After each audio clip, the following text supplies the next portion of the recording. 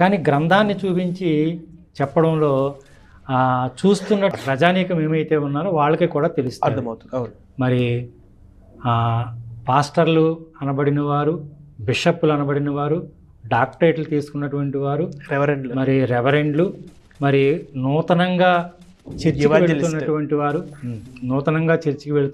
వారు అనేక సంవత్సరాల నుండి మరి చర్చిలో విశ్వాసులుగా ఉన్నటువంటి వారు, మీకు తెలియని విషయం ఏమీ కాదు, ఇది మీకు తెలిసినదే, అనేక మార్లు చదివినదే, అయినప్పటికీ మరొకసారి నేను జ్ఞాపకం చేస్తూ ఉన్నాను.